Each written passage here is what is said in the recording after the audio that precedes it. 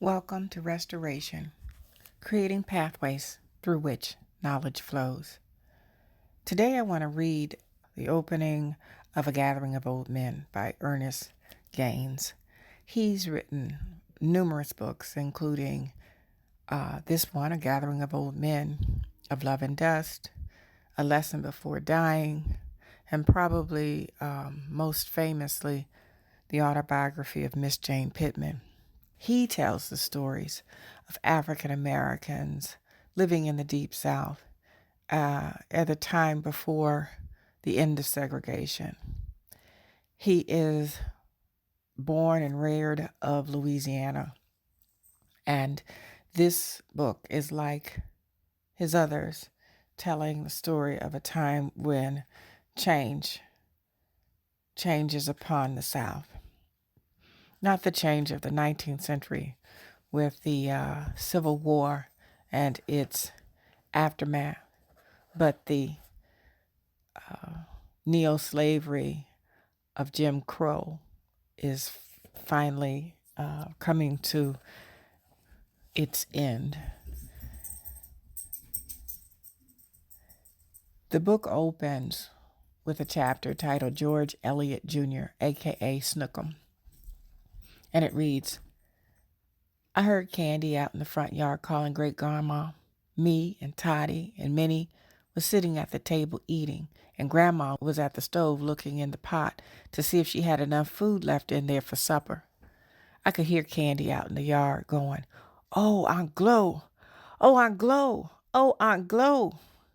I jumped up from my chair to see what she wanted, but Grandma told me to sit back down there and finish my food because my name wasn't Glo or Aunt. She looked at me long enough for it to set in. Then she started toward the door, where Candy was still going, Oh, Aunt Glo! Oh, Aunt Glo! Oh, Aunt Glo!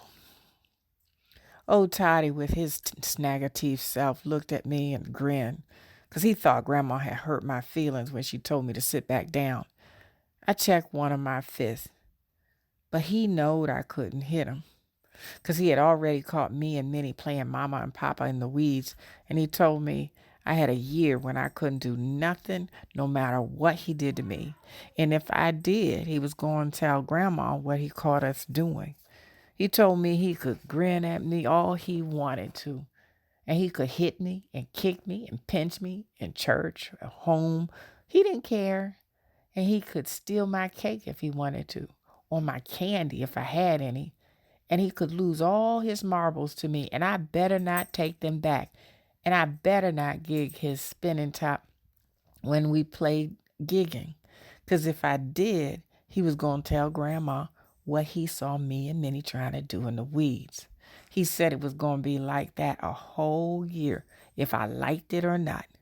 It started just before Candy started calling Grandma, because we had just come in to eat dinner when I heard her calling out there in the yard. So that's how this novel begins. It's told from the perspective of various characters at different chapters, and by the end, of course, you get a whole picture from hearing from the various voices who are about to assemble in this very unusual gathering. So I don't know if you have read this novel before. You may want to pick it up.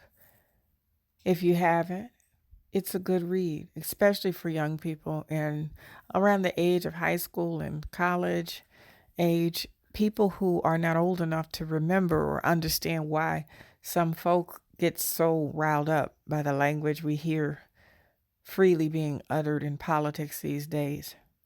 They don't understand what the problem is or how bad it was at certain times. So I recommend A Gathering of Old Men by Ernest Gaines.